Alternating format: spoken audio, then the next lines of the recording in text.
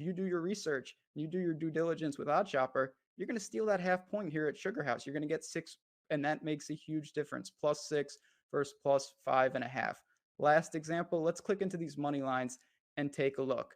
Same type of thing here. Again, you look at these, they vary, maybe not hugely, but take the Hornets, for example. You've got upwards of +160 here, +145. On the other side, Washington Wizards, -190. You got to lay a lot more juice here, or you could get the best number at -172. So these are real world examples where taking the time and utilizing OddsShopper is going to save you money. Last thing I want to say, you may be wondering about this tool and saying, oh, it looks cool, but I haven't signed up. There is no sign up. It's completely free. Just go to oddshopper.com. You are here. You are ready to go, and click in the compare NFL or compare NBA. That'll do it for line shopping. Good luck, and stay tuned for more videos here from Awesemo.com and from OddsShopper. We'll talk to you guys soon.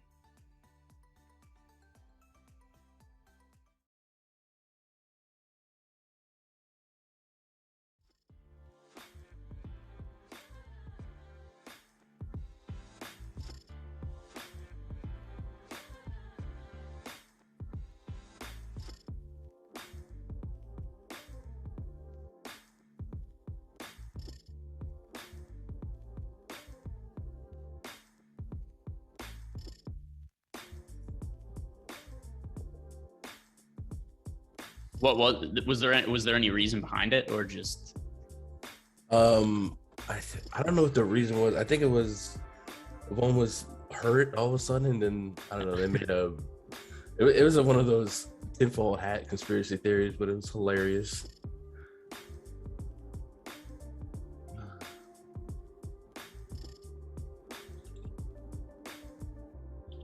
It is the Awesemo NBA Strategy Show, sponsored by Yahoo. We've got a nice Saturday night slate here, and really condensed games. There's no late night hammer, really. I mean, there's the Spurs Nuggets game, but that starts at 8:30 p.m. Eastern time. For the most part, all these games are going to be going on at the same time, which is kind of fun for sweating purposes. And also, Gundacker and I were talking about, we've got a Martin brother to talk about again. We can't get away from these guys.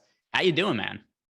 Man, I've been better, but I'm excited. I like these. These are my favorite size slates, so I had to fake it till I make it and try and enjoy some basketball tonight.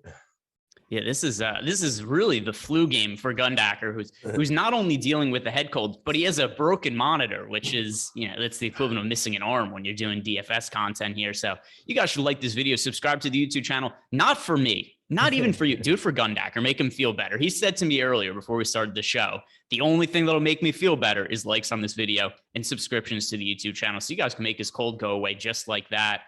Before we start talking about the game by game, is there any kind of overarching views or big picture things you want to talk about in regards to this slate? I feel like the last week, if you play on both sites, there's been some stark contrast in pricing, and sometimes my player pools look extremely different. And we were talking about, top of the show, you mentioned Caleb Martin.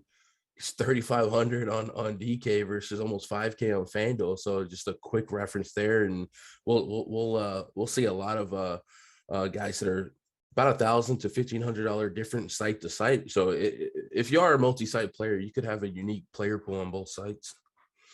Yeah, and also just referencing, as I have our ownership page pulled up, Caleb Martin currently projected to be the most popular player on DK 3,500. I wonder how much of that is influenced by his brother having a big game yesterday. He's be like, oh my God, we roster him again for 3,500 today.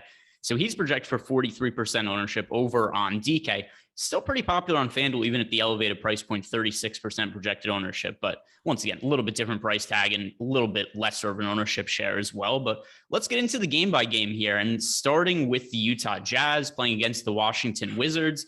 And as for Utah, not really any injuries to report. We've seen Hassan Whiteside in recent games on the injury report with a glute injury. That is no longer a concern. He did have a pretty big game last time out, but a lot of that was buoyed by garbage time. I don't think there's anything individually that really stands out to me other than liking Gobert a little bit as a tournament option. Is there anything else you like getting to here from the Utah Jazz? And do you have any opinions on Rudy Gobert? Again, Donovan Mitchell and FanDuel 8,300. I can squeeze out 40 plus at that price point. 9K, you feel a little bit more cautious. But yeah, Gobert is always a walking 15-15 shot with 3 or 4 blocks. So wouldn't push back on Gobert. I do feel like we're getting towards ceiling price on Gobert, but on a shorter slate like this, he has as much, 40 to 50 point potential as anybody. So I don't mind putting, a safer stocks guy in a 220 total here. So should be a decent amount of shot attempts here for him to maybe clean up the glass. Yeah, and we've seen a lot of Utah Jazz games this year with a little bit higher totals than we've seen in previous years. Even though the Utah Jazz defense is really good, it's not quite as good as it's been in previous years. And the Jazz are playing at a faster pace.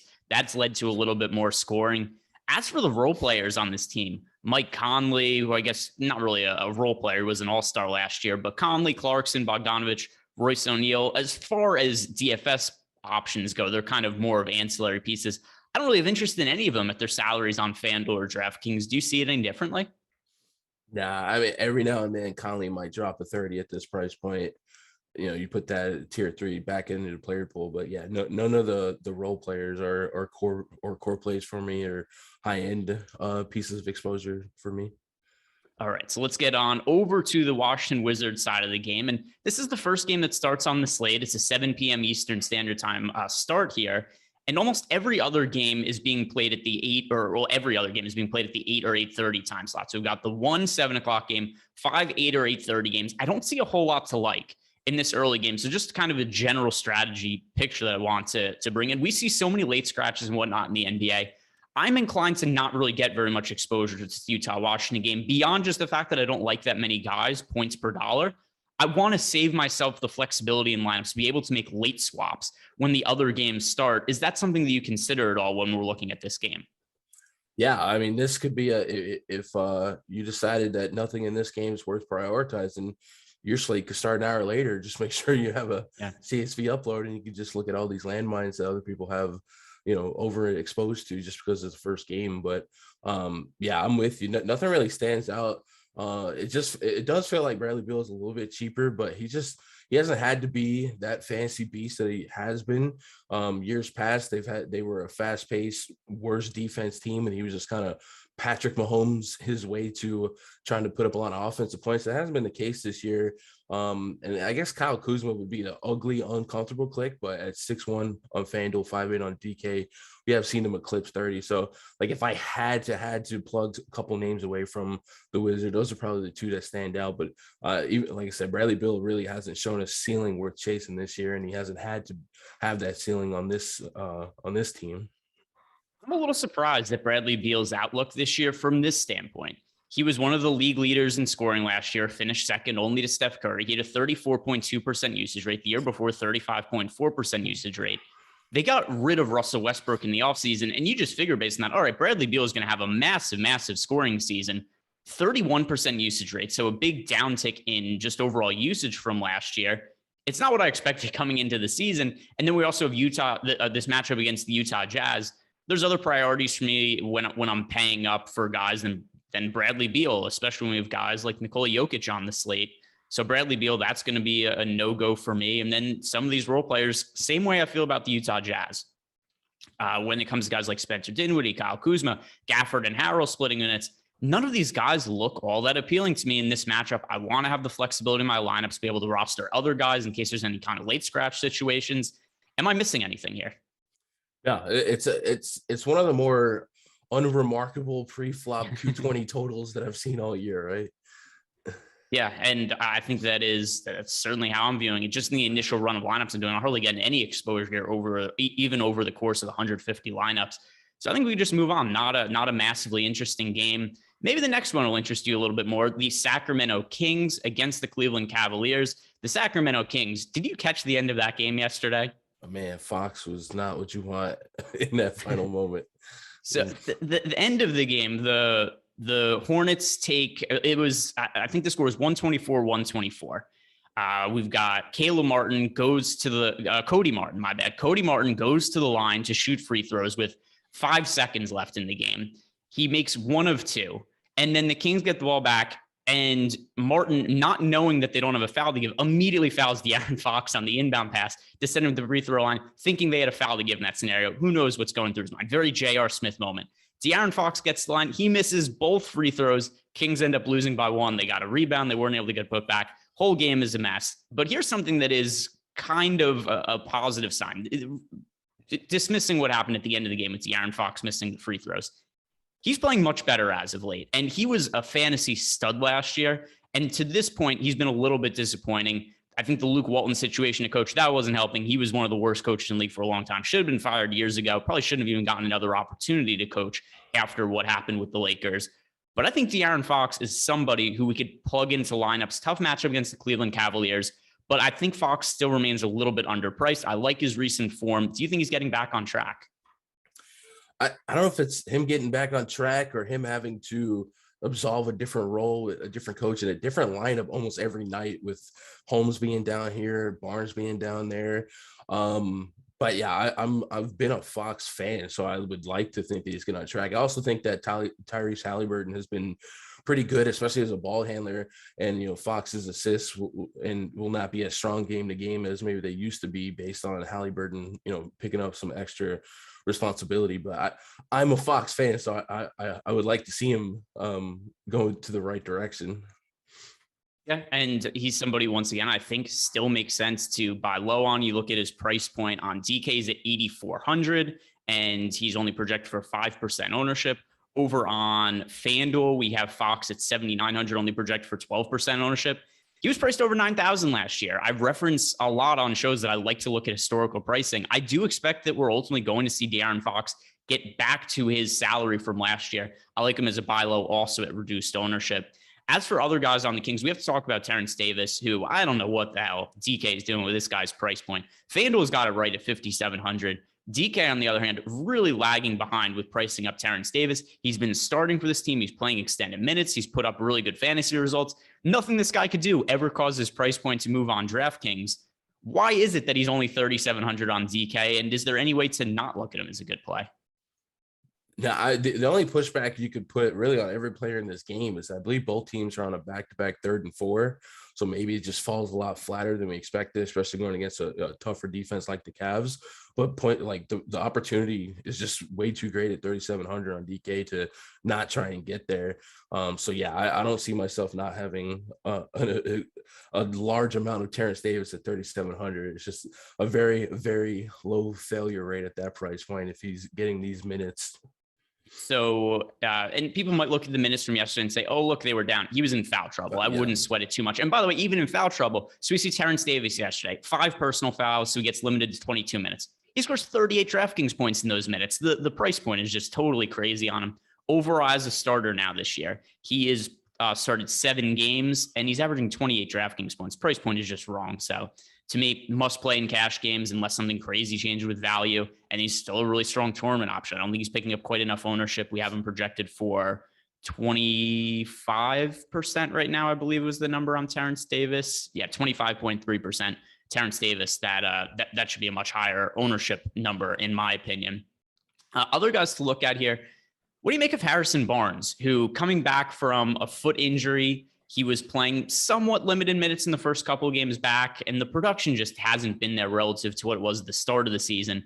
He was a guy we were looking at priced in the mid 7K range that everybody still wanted to play. He was averaging over 20 points per game. He's played under 30 minutes in each of his first 2 games back. With this being a tail end of a back-to-back in that foot injury, not too far in the past, just from a week ago. Any concerns about his playing time? Yeah, I mean, usually I'll play Harrison Barnes because he plays 37 minutes and you just hope he muscles, point per minute. But the minutes being down and then, this really not being a good spot. If he's got a couple of dates with Evan Mobley, who's a really solid defender, I just don't feel that excited at his price point today to feel like I'm getting a true ceiling. So yeah, I'm probably going to be really, really low, if not out on Barnes when I start prioritizing Kings exposure today. So if you're going to be out on Barnes and maybe the matchup against Evan Mobley scares you away a little bit, we saw Marvin Bagley, the third, play 27 and a half minutes yesterday. Is there a chance he gets extended run just for the Kings to match up with the bigger Cleveland frontcourt? Bag alert. Yeah, so I'm a Marvin Bagley, like almost to a fault truther. And I feel like 2 times I've played him and got away with murder from a triple overtime where they had no choice but to play him. And then yesterday he happened to close out for him. He feels like Boucher, where it just seems like by hook or by crook, he doesn't get the minutes he deserves, without some type of controversy. But yeah, so you need some size going against the Cavs, probably the biggest starting five in basketball with Markkanen, Mobley, and Allen. So if Alex Len, Tristan Thompson, and Marvin Bagley in the absence of Rashawn Holmes, you would think that the minutes should be there for him. I put him at mid-20s, and I think at his price point, I'm willing to take that risk for his talent. But I can't say that I'm overly confident in him getting a deep allotment of minutes just because it's been so wishy-washy. Yeah, I think that is a good enough way to look at it. I'm also not confident in the minutes. I was more looking at him as he potentially worth the GPP flyer. So not somebody that we'd be getting a massive amount of exposure to, but if you were playing a bunch of lineups and you had him in 5 to 10% of your lineups, is that a stand you'd be okay making, or not even that? I think that's fine. I'm probably more of a Bagley fan that I'd probably have a little bit more just on a 6-game slate and too cheap on DK, but I would know that that's a risky stance that I'm taking. So I might be at the 25% with the 3,700, but I'm admitting that that's probably a risk I shouldn't take. Anything else on the Kings that we should be talking about here? Tristan Thompson, Cleveland, maybe. That's about it. I don't really. It's the DK price points on these Kings, right? TT goes from 52 on FanDuel to 35, and then Marvin Bagley 44 on FanDuel to 37. It just seems like there's opportunity for. If you just look at all the centers that could be available for the Kings, Alex Len 34, Bagley 37, TT 35. One of those guys should be the guy that wins out, and they'll probably overperform that price point. It's just a matter of guessing correctly. Yeah, and there could be enough value on the slate if things break correctly, or at least on DraftKings. I think there are some mispriced guys that certainly don't make it a necessity. We've got somebody like Terrence Davis priced at 3,700, Caleb Martin at 3,500. Talk about him later. Let's get to the Cleveland side of the game now. And if you're a Marvin Bagley truther, I'm an Evan Mobley truther. I've been saying I think this guy should be an all-star this year. He did have the few games he missed with the elbow injury. That aside, though, he's already one of the best defensive players in the league. Total stud. I've been betting him to win Rookie of the Year since before the season started. So hopefully that comes to fruition. The voters get it right, because let's value defense here a little bit, guys. But Evan Mobley, that aside, priced up on DK. FanDuel, though, the price point still remains pretty reasonable on Evan Mobley. He's only, or do I have it backwards? He's 7,500 on FanDuel and I have the prices backwards. 6,700 on DK, 75 on FanDuel. So the $6,700 price tag on DK, to me, very, very reasonable and a good salary to pay at. The 7,500 on FanDuel, a little bit too steep for me. Where do you stand with Evan Mobley? Mobley is going to be on DraftKings, probably one of my favorite plays points per dollar. It's just a really good spot. Kings bleed real points in the paint to opposing teams. Mobley, Allen, and Allen. I don't know. Do you like to set rules between bigs on teams? Like sometimes I'll look at John Collins, Clint Capella in this spot where I think Mobley and Allen both have pretty nutty opportunities considering the matchup. Do you think they cannibalize each other, or would you just let them fly full send? Because I think 67 on Mobley, maybe it's a Wendell Carter, Mo Bamba situation where I like both guys to destroy this matchup, but I don't know if one guy's ceiling will take away from the other guy. So I don't know if I want a ton of overlap, but I'm with you. Mobley is an absolute stud. Probably the best. Him and Scotty Barnes, Rookie of the Year, fighting each other. Those are the two that I got. But yeah, I love Evan Mobley for 6,700. So to answer your question about him and Jared Allen, I won't set a specific rule, although I'm not sure how much of them are going to get together. I think Jared Allen, I don't know how many fantasy points you have him projected for, but he's 8,300 on DK. On FanDuel, he's 8,500. I have him for a little bit over 40 fantasy points. Mm-hmm. That doesn't mean he's totally unplayable, but it's not a priority play, where Evan Mobley is going to be a priority play for me on DraftKings. So I think just because of how expensive Jared Allen is, that's going to kind of prohibit me from getting to him that much anyway. Do you have him projected for just a crazy high number of fantasy points, or you still think he's underpriced at 8,400, 8,500? I think he's underpriced. I got him for 46 on FanDuel, 42 on DK, which is, that's fine. A 6-game slate, I'll take it, but it's not like 50. But the minutes that these guys are getting in such a great matchup, it's just, I definitely think I'm going to have to govern and throttle it, because there's not really any Cavs that I wouldn't play. And then I don't know if you noticed last night in the Minnesota coming home narrative, Kevin Love went bananas, and he's only 44 today. Maybe he takes a back-to-back off here, and we might get that many more minutes for a Mobley Allen. Possible. Although, if there is no Kevin Love, the guy I would like the most from that situation would be Lauri Markkanen, who's kind of quietly had some big games as of late. Now, the consistency is not there at all. But if we're just talking about tournaments and not cash games, and we're just trying to capture upside, yesterday's game was a blowout. If it was not a blowout, Lauri Markkanen would have smashed yesterday. He ended up scoring 30 DraftKings points in 22 minutes. They beat the Minnesota Timberwolves by a ton of points. The final score was only 17, but it was 30 plus at one point, and the Timberwolves had their starters out when the Cavaliers didn't, which kind of influenced that. But some of these other games we've seen from Evan Mobley against Milwaukee a couple of games ago, 34 minutes, 36 DraftKings points. Then you go a couple weeks ago against Dallas, 33 minutes, 41 and a half DraftKings points.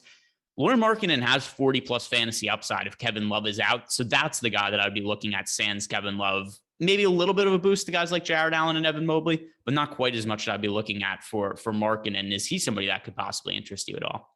Yeah, this team for me for DFS feels a lot like the Magic, where I just find myself getting overexposed, but I love individually. I think everyone has a strong matchup. So Markkanen at 5.2, there's a lot of meat on the bone on FanDuel, and then 5.5. Yeah, if you can give me north side 30, and I got him right about 30 on both sides. So if there was a needle mover to boost that even more, yeah, I wouldn't say no to that at all. All right, moving on to the next game, we have the all of a sudden competitive Houston Rockets, who this team looks like they were going to be fairly non-competitive in basically every game this year. And you know what turned their season around?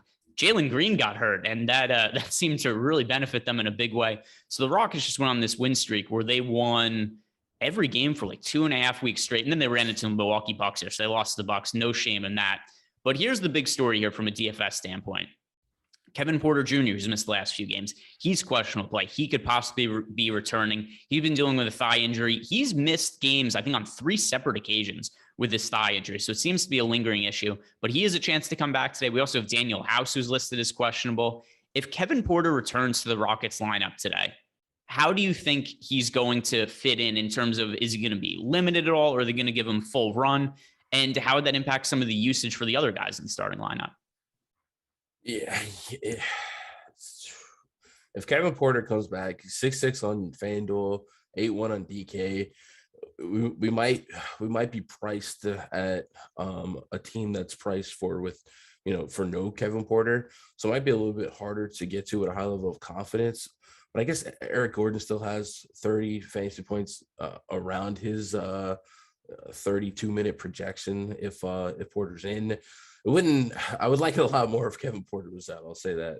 But then if Kevin Porter is in, we've seen him give his last 2 games ago, and then his injury flares up. So I would be dealing with that in the back of my mind. So I really hope that Kevin Porter is out. I currently have him set up. I'm preparing as if he's out, but if he's in, it would probably just be him and Christian Wood that I really seek to target at the end of the day. Yeah, so Kevin Porter, so we've had all these players we've talked about so far, big price discrepancies between FanDuel and DK. Kevin Porter is the first one that's really significantly cheaper on FanDuel. And that's been the case for a lot of this year. FanDuel and DK have looked at Kevin Porter Jr. a lot differently. There's been a lot of slates where I preferred him on FanDuel. Also, we only have him projected for 1% ownership right now on FanDuel at that 6,600 price tag. I get that's due to the injury listing, but if he plays and he's not restricted, I would love Kevin Porter Jr. at low ownership at 6,600 on FanDuel. He's been inconsistent this year, but we've seen the big upside from dating back to last year. I also agree with what you said, though. If Kevin Porter's in, a lot of these guys are priced accordingly with him being out as of late. He kills the value in everybody else on this team if he ends up playing. I would like him on FanDuel. Now, if he's out, I know you said that Eric Gordon, somebody you could potentially like getting to. What about guys like Armani Brooks, Garrison Matthews? Would any of them appeal to you if there's no Kevin Porter in the lineup? Yeah, Armani Brooks is interesting, at least on DraftKings, because I feel like Caleb Martin and Terrence Davis might make him as the low guy on the podium, and we already have enough value to live without him, and maybe his volatility, especially a couple of matchups against Tyus Jones, is not really a strong, warm and fuzzy feeling on his upside. So he might become expendable, but I think he's very valuable for the minutes that could come his way in the absence of KPJ. But when we, rank him versus Terrence Davis versus Caleb Martin, he would definitely be third. Yep, I think that is a reasonable way to look at it. Armani Brooks has played big minutes in the starting lineup as of late, and it seems like he's played well enough without Kevin Porter that if Kevin Porter was to be out, he would stick in the starting lineup. Now, on the other side of the game with the Memphis Grizzlies, we've got another pretty big price discrepancy between FanDuel and DraftKings, and that is Jaren Jackson Jr., who's been uber chalk as of late on FanDuel. And FanDuel's looking at some of his ownership and being like, hey, 70% own Jaren Jackson. Are we going to change his price point? No, of course not. He is 7,500 on DK. On FanDuel, Jaren Jackson Jr. has the highest projected ownership of anybody on the slate, 6,400, a totally ridiculous price tag, projected for 60% ownership. Is that much of the field getting to Triple J at a 6,400 price tag warrants it, in your opinion? I mean, the only pushback I ever have on Jaren Jackson, right, is foul trouble. And I guess Christian Wood could be a problem, but for the most part, no, that's just way too cheap. And we could really build for his strengths on FanDuel. Jaren Jackson, a high blocks guy. The Houston Rockets, I believe, are allowing the second most blocks per game and the most steals per game. So that price is just almost disrespectful for the stock potential that Jaren Jackson could give us, and the already built-in elevated usage in the absence of John Morant and Dylan Brooks. So no, I think Jaren Jackson I'd have to look at the lock button in 20 lineups, I think. Yeah, and I mean, you just look at this team, the Memphis Grizzlies, and all the players that are out due to COVID and other injuries. So we've got Dylan Brooks is now in the health and safety protocol, so he's been ruled out, which opens up so much usage in this offense because he had usage north of 30% without John Morant, and then obviously John Morant himself is out. Brandon Clark is out. Zaire Williams is out. There are so many guys that I think we could look at as being viable plays from the Memphis Grizzlies, and guys that I'm going to have in my player pool today beyond Jaren Jackson Jr., Desmond Bane, Tyus Jones, DeAnthony Melton, Steven Adams, Kyle Anderson. John Carnchar played pretty well the other day. I don't want to just say all of these guys are in play, but all these guys are in play. So I think the easier way to look at this from just an actionable standpoint, which of the other players on the Grizzlies are most important to you in your builds, Gundacker? Probably Desmond Bane right behind Jaren Jackson. Then I'm spinning the wheel, making a deal on Tyus Jones to Anthony Melton. Like I said, Tyus Jones, a guy I do think has a lot of defensive peripheral upside, and the matchup doesn't really get that much better than the Rockets on the season. Maybe a lot of that sloppy play from Jalen Green and KPJ. Maybe it tightens up here. But yeah, if I had to rank him, at least on FanDuel, it'd be 1, Jaren Jackson, 2, Desmond Bane, and then probably Tyus Jones, just because I have a higher minute projection on him than Melton. And maybe Adams is getting lost in the sauce here, but he's just never super fun to play, but it is a plus matchup. So maybe 30 plus out of him wouldn't be too crazy. Yeah, and once again, I think that all of these guys to me look viable. Yep. Are there any of these guys that are picking up ownership that you look at and say, hey, too much ownership, too high of a price tag that you don't want to get to? The answer for me is honestly no. No. Maybe on DK, I see Adams at 20%. Maybe his ceiling is not something I need there at 20% exposure. But no, I think points per dollar price wise, there's not enough fear in this ownership for me to get pushed away. I'm just more inclined to have the lock buttons are overexposed on a lot of these guys. It's just way too good of a spot. Could be a trap game for the Rockets, though. That win streak did come against some of the more shallow teams in the league, and Memphis has been playing. It seems like they get better the more people they lose. Yeah, I mean, well, also, if you look at the on-off court numbers for Memphis Grizzlies this year, they've actually not really been worse with John Morant off the court. It's just a trade-off because Morant is such a poor individual defender that the Grizzlies defense has actually been really good when Morant is off the court. And for the season, at the time Morant got hurt, they were last in the NBA in defensive efficiency. So I think the dip in offense has kind of been offset by an uptick in defense. That also, when you look at the Memphis Grizzlies, every team they play is just totally decimated by injuries, or they just rest players against them. It's like, oh, look, Memphis has a more difficult game against the Dallas Mavericks, but wait, Kristaps Porzingis and Luka Doncic aren't playing. So there has been a caveat to a lot of these recent Memphis games. Now, with that said, the biggest favorite on tonight's slate is the Memphis Grizzlies against the Houston Rockets. They're favored by 8 points. So certainly the books expect them to win fairly handily. Anything else that we should be talking about from the Memphis Grizzlies? I think they're the most important talking point on the slate, or have we already covered it for you? No, I like that. And then also, I believe it, let's see, did I have that correctly? I wrote down that it was a back-to-back 3 and 4 for the Rockets going against that defense we just hyped up. So definitely could be a trap spot for our 80% Grizzlies. I dig it. Load up on the Memphis Grizzlies today.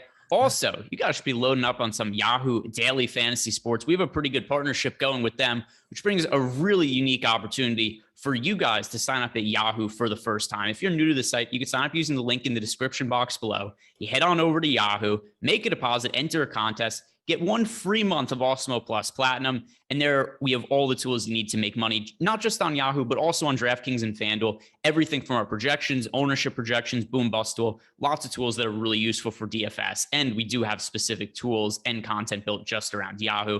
So go check that out. Sign up using the link in the description box below and get yourself 1 free month of Awesemo Plus Platinum. All right, let's move on to the next game, which is the Chicago Bulls at the Miami Heat. And let's start with the Chicago side of the game. We've got Alex Caruso listed as questionable. Stanley Johnson just signed a 10-day contract. Perhaps he ends up in the rotation. Also, we've got Derek Jones Jr. He is out. DeMar DeRozan, he is out. Kobe White, he is out. Javonte Green, he is out. The Bulls, another team that's been decimated by the health and safety protocols. If Alex Caruso is out, who is the value player we look at here? Because I think there's a lot of guys it could be. I'm just not sure who it is, but there would be so much playing time that opens up in the backcourt. Surely somebody would have to stand out as a value play, right? Yeah, my guess is Ayo Dosunmu, and maybe Troy Brown Jr. gets in the mix. But yeah, if Caruso's out, it's all hands on deck, and I don't even know who those hands are past a couple of those names. So yeah, I think Dosunmu is the front end guy that I would trust for minutes, and then I would kind of spin the wheel, make a deal on Troy Brown. And I don't know if I woke up today to play Stanley Johnson, but yeah, they did sign him for 10 days for a reason, right?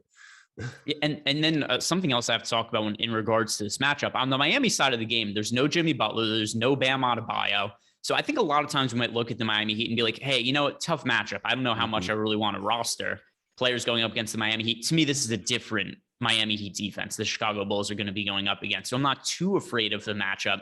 I think Nikola Vucevic is somebody who the field isn't on. That's a pretty good stealth GPP play. 8,900 on FanDuel at 7% ownership. Over on DK, he's 9,100, but picking up 9% ownership. He's played a little bit better as of late. Really struggled with his shot to open up the season. We've seen some games as of late where it starts to fall.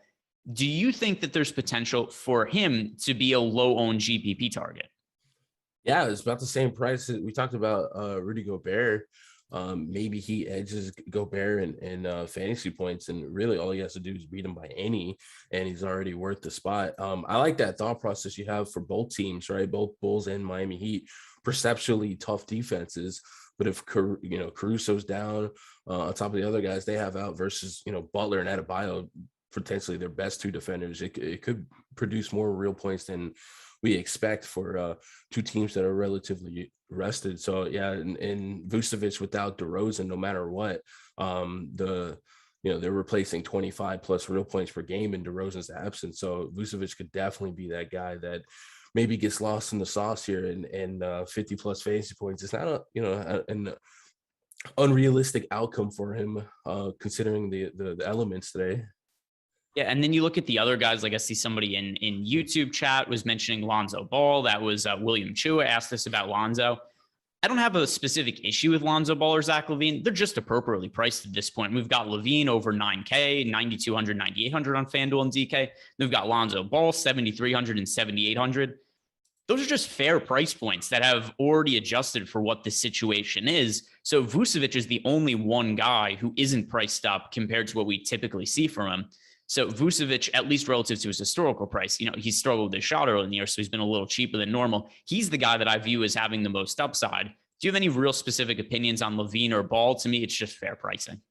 Yeah, extremely fair pricing. And if Caruso didn't suit up again, all you need Ball is to be a point per minute in 40 minutes because that's about what he's going to play. So I do think if you're a fan of minutes equal money, there's going to be minutes. And when they're done playing those minutes, they're going to have to play some more minutes. So yeah, I think the price point, as you said, is absolutely fair. And even in Levine's case, 10K, what do you really need to feel like you're getting a great deal at that point? But Lonzo Ball, I think, has a little bit of wiggle room at 73 if he gets to that 40-minute projection. Yeah, I think that is an okay way to look at it. Although ultimately, I still think there's going to be other players I prefer to get to. If I have to roster one Chicago Bull, for me, it's going to be Nikola Vucevic at that single-digit ownership. Now, on the Miami Heat side of the game, mentioned it before, no Jimmy Butler, no Bam Adebayo, Markieff Morris also out. He's still hurt from getting pushed by Nikola Jokic. People think that the Morris brothers could beat the Jokic brothers in the fight. No, absolutely not. No way. Those big Serbians would come and kick some Morris brothers' ass without really much doubt. But this does create some value on Miami Heat, in particular. Caleb Martin. We saw his brother Cody Martin have a massive fantasy game yesterday. Caleb Martin is only priced at $3,500 on DK today. He's a little more expensive, $4,900 on FanDuel, but I still think that's a playable price point. He's going to be pretty popular. What are you doing with a chalk Caleb Martin? Could he follow in the footsteps of his brother Cody? The DraftKings price makes literally no sense to me. I don't know how this happened. He's literally gone down in price his last 3 games. Like he came lower and lower. He's giving you a puncher's chance at 30 fantasy points, it eclipsed that in 2 of his last 3. It's just the minutes here against a potentially lateral defense in the absence of a couple of guys here. I guess he does have a wide range of outcomes if you absorb his game-to-game performances. I think 35 is just way too cheap for me to not get a piece of that. We have him at 30. We have him at 43%.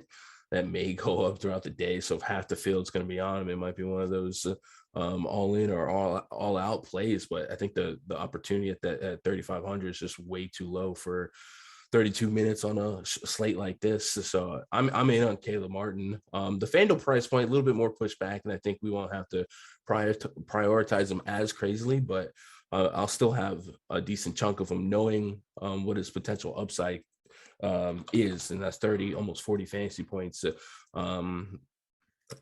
Maybe his upside comes opposite of Tyler Hero's, and I stagger that way on FanDuel, but the DK price is insane. So you just mentioned Tyler Hero, and I want to ask you about him because he's been a massively popular play as of late, and nothing's really changed. It's the same situation. We've got the same salary on him. We've got the same guys out. Yet Tyler Hero is projected for 14.7% ownership on DraftKings. On FanDuel, he is projected for a little more ownership at 29.2%. But still, this doesn't match the recent ownerships we've seen on Tyler Hero, where he's been, 30, 40% owned, sometimes even higher on some of these slates. When you look at Tyler Hero, do you think he's a potential pivot option off of Martin, just in the sense of like, hey, maybe we see a bigger game from Hero and that cuts into Martin a little bit? You kind of alluded to that before. I know there are different price points, but is that a viable pivot to you? I think that line of thinking is great for FanDuel, right? A 5K Martin essentially to a 6'6 Tyler Hero. It's a little bit closer of a reach. On DK, if Tyler Hero had a good game, it's not impossible for Caleb Martin to still pay off 3,500, but I think on FanDuel, I like that way of thinking, and I might set a group to where there's very little overlap between the two.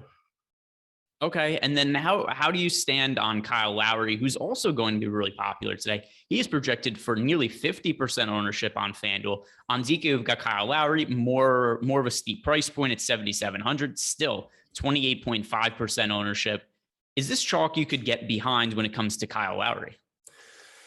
If Lonzo and Caruso are both in, I mean, that backcourt will give you some fits. So I don't have a whole lot of warm and fuzzies, but the minutes, just like Lonzo, 39, 40 minutes is not an outlier. This minute projection based on what we have here at hand, especially if Duncan Robinson can't go I see him on the injury tag, so the minutes could just surpass the matchup. And I think on FanDuel, a little bit softer landing at 6,700, and my soft projections put him over 40 fantasy points on both sides. So at 67, yeah, I think that would be a play that would have to get to at a decent chunk.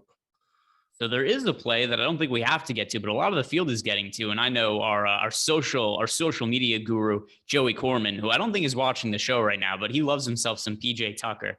And the field kind of seems to be following suit. We've got PJ Tucker, only 3,100 on DraftKings. Admittedly, the price is a little bit cheap.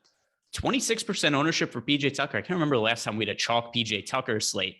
You see PJ Tucker at nearly min price in a bigger role, but also picking up a lot of ownership. What goes through your mind when it comes to PJ Tucker?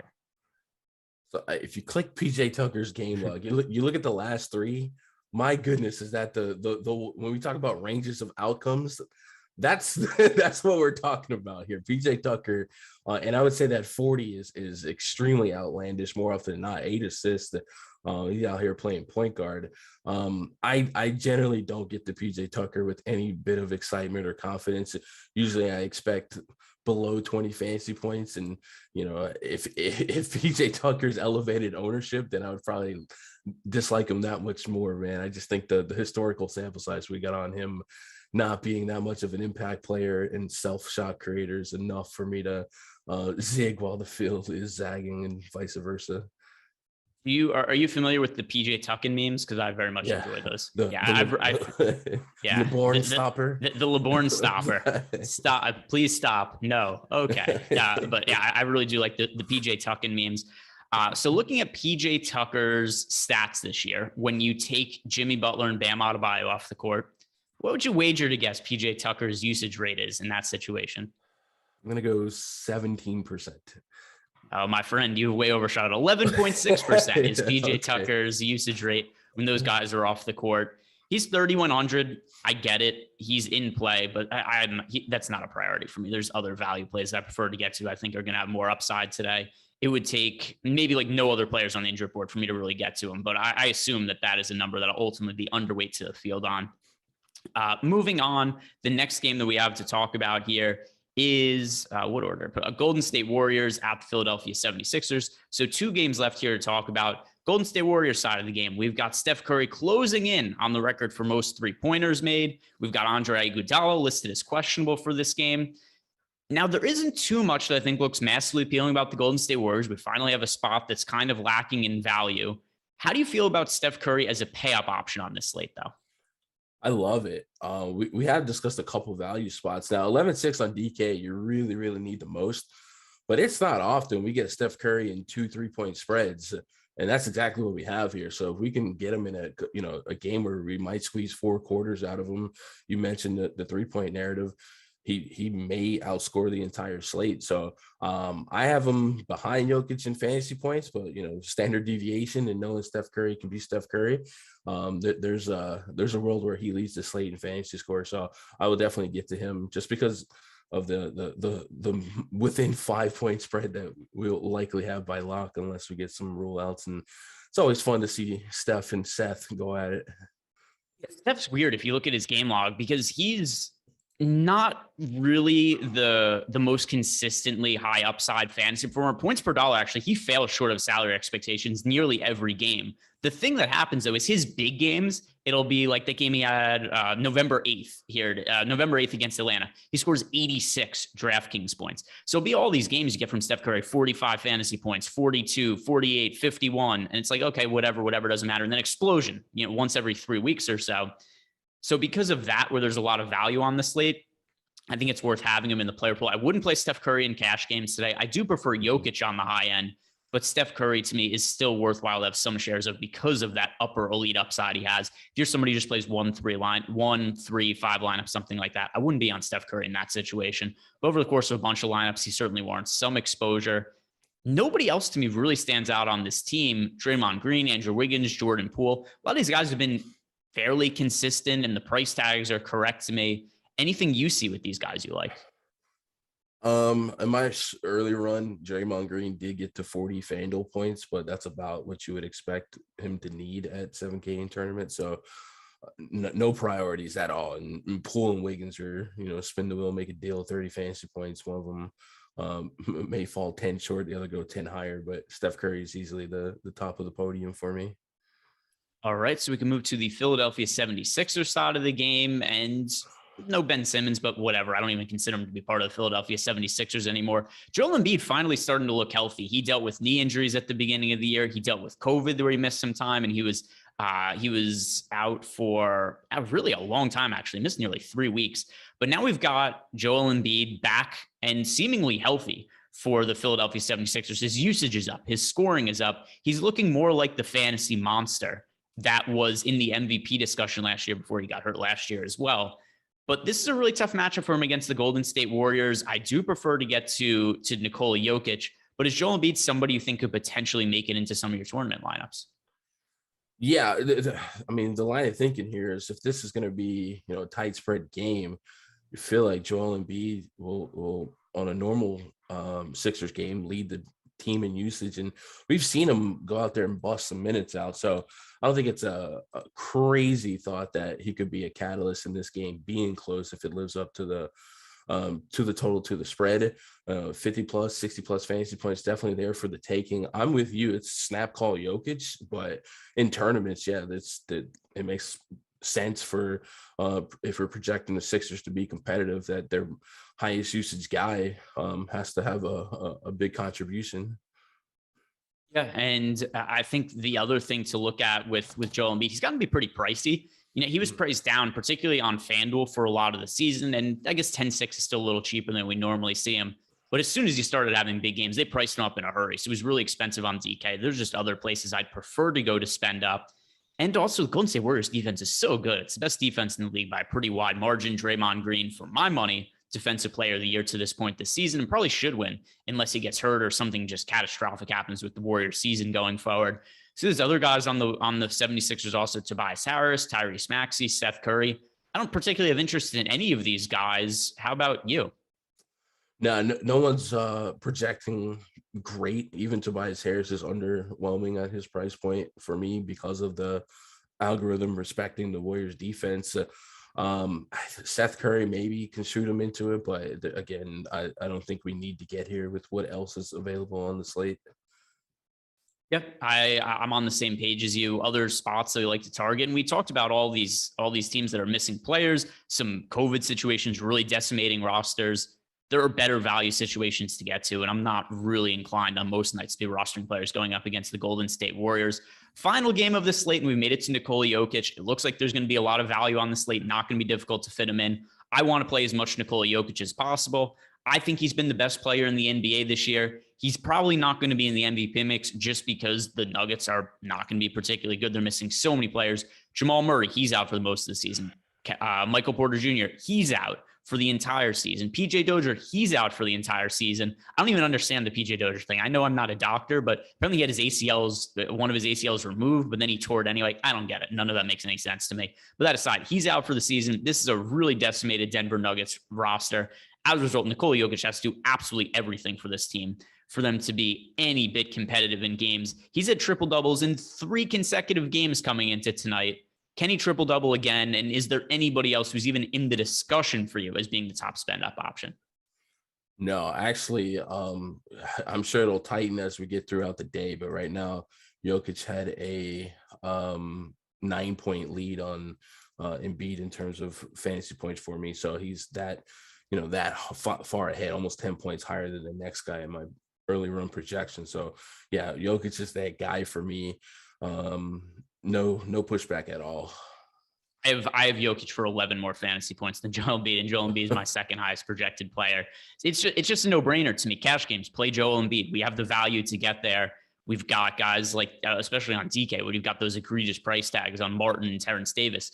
Super easy to fit Nikola Jokic and really high priority. Same thing I'm going to say about some of these other teams when it comes to role players. Will Barton, Monty Morris, Aaron Gordon. The prices are all failure to me. I don't really want to roster anybody on Denver other than Jokic. Does anybody stand out to you? Now, I think the $1,000 discount on Will Barton from FanDuel to DK would maybe put him in there every now and then, but it's Jokic as a priority. If I was getting to a deep amount of lineups, I think Barton and maybe some Aaron Gordon could fall here and there on FanDuel. The DK price points aren't really that warm and fuzzy for me, but it's Jokic, and then it's like a drop to the next man up for me. All right, so we could bring it home with the San Antonio Spurs side of the game. But first, you guys can get access to all of the tools we have over at Awesemo and stuff that I use to build my lineups, Gundacker too, and not just for NBA. We've also got stuff for football, esports that Alex plays, which I don't know what's going on in those things, but there's DFS for it. Alex makes money on it. We've got pretty much everything covered over at Awesemo. You get access to all of those Awesemo Plus tools for just the cost of $29.95 for a weekly pass. That'll encompass everything. If you're signing for the first time, use the promo code NBA Strategy Show. That'll get you 25% off your first week of Awesemo Plus Platinum. But if you're only looking to play NBA DFS, we do have weekly packages starting for as low as $4.95. Stop guessing, start winning. Join Awesemo Plus today. Now, on the San Antonio Spurs side of the game, has DeJounte Murray kind of plateaued here? He had a ridiculously hot start to the season, and he's still playing well in recent games, but his price point is nearly at 10,000, and we haven't seen him exceed 60 fantasy points now in nearly a month. So is his salary now at a point where there just isn't that much upside to it? It feels like his plateau might be correlated with Derek White spiking in recent week. I do think there's room for upside at this price point today, but yeah, this isn't 8-9, 8-8 DeJounte Murray. So I'm still a little bit more tapered in my expectation, but I still have a decent shot at 50 fantasy points. But I think the Derek White effect is something that's contributing to him having less upside. It's kind of like Fox versus Halliburton. And speaking of Derek White, he's 8K on FanDuel to 65 on DK, which is one of the more notable contrasts in pricing. Yeah, I haven't projected fairly well. I haven't projected for mid-30s fantasy points, which for DraftKings purposes, I have him as a value at 6,500. FanDuel, I can't touch that 8,000 price tag. It is way too steep for me. He's been great in the last couple of games, 40 fantasy points in both of them. But even that probably isn't really enough at his current FanDuel price. So DK at 6,500, certainly like getting to him. FanDuel too steep. Do you see it the same way? Yeah, right on point. All right, so Derek White, certainly somebody to consider over there on DK. As for other guys on the Spurs, anything that you want to point out with San Antonio you think makes for good plays, and that'll close us out for the day? I still think Jakob Poeltl individually is a potential 7+ K player. He's going to have his hands full today. Pop loves his defense, so we'll really see how good his defense is against the MVP. But I do think 30+ fantasy points and knock on the door 40 here and there isn't a crazy range of outcome for Poeltl, but I have him closer to 30 than 40. All right, we do have a few minutes to play with. What do you think? I think we've had a pretty good audience here today, Gundacker. Should we give them a free bet just for watching us? And I know you're under the weather, but do you think you're up for it? A free bet? I'm with it. Let's do it. All right. So once again, guys, do us a favor, like this video, subscribe to the YouTube channel. I'm going to head on over to OddsShopper on Awesemo.com. Really, really useful free tool to look at all the bets that are available in your area, legal sports books. Based on our NBA projections, we have odds on bets, whether they're going to hit the over or the under, expected ROI. And from there, you could definitely find some winning prop plays. The number one prop bet for us today, and it is something that comes from the same Spurs game, is Keldon Johnson for over 5.5 rebounds. Now, Keldon Johnson has dealt with some injuries in recent games, but he is listed as probable on the official injury report. I do have him going well over 5.5 rebounds. I have him right around 7. Do you like that over 5.5 number?